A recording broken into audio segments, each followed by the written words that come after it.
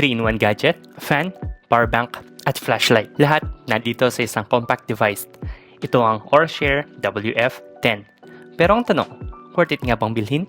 Let's find out! Bago tayo magsimula, I am trying to reach 2,000 subscribers, kaya kung hindi ka pa nakakapag-subscribe, subscribe ka na. Thank you, and tara! So, pag-usapan muna natin ang design.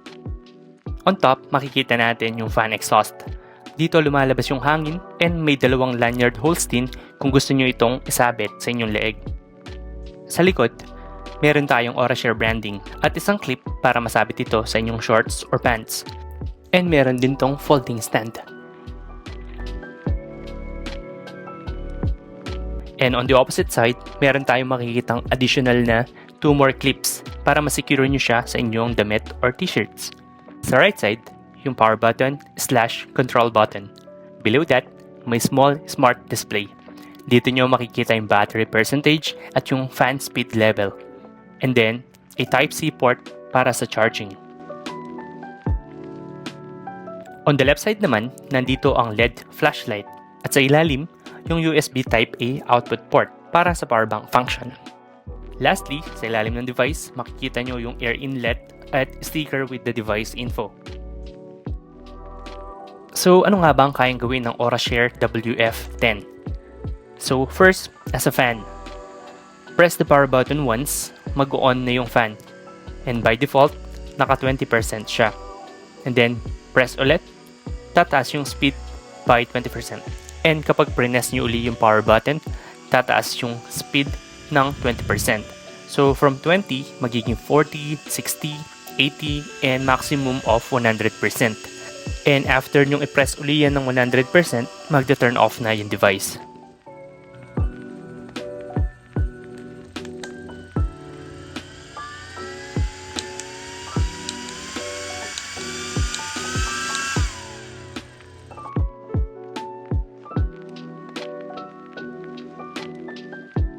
And let's talk about it as a power bank. Meron itong 10,000 mAh capacity and up to charge most phones at least once or twice depende sa size ng battery ng device mo. And unfortunately, wala itong fast charging feature. Wala rin naka-indicate. So yeah. Now for the flashlight and SOS function, ilong press lang natin yung power button and then magte-turn on yung flashlight. Isa pang long press, magbi-blink siya or magiging SOS mode.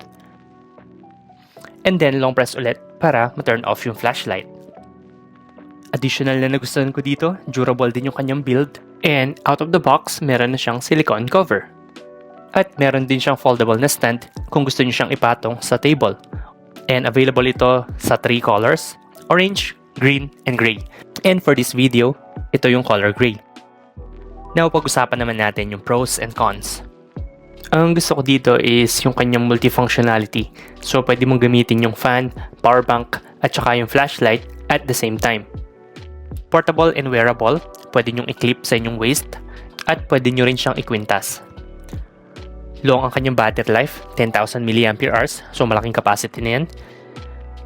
Adjustable yung kanyang speed, meron tayong 5 modes from 20 up to 100%. And meron siyang LED display, so hindi ka manghuhula kung ilang percent na lang yung battery mo.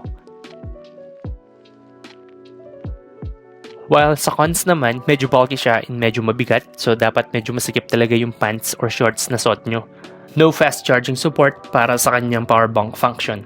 And yung fan can be a bit loud kapag nasa 100% na, and noticeable kapag nasa 60, 80, and 100% ka na.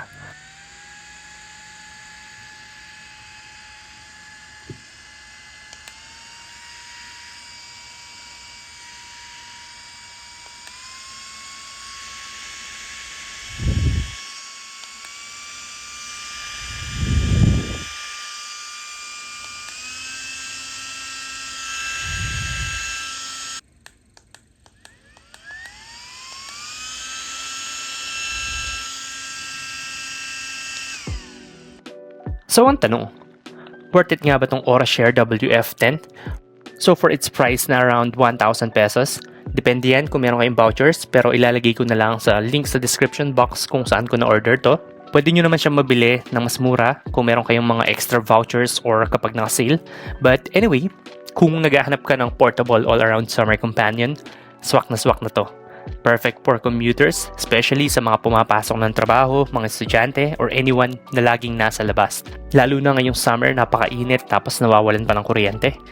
Yan, very useful to. So yeah, let me know in the comments kung anong features nito yung pinaka-useful para sa inyo.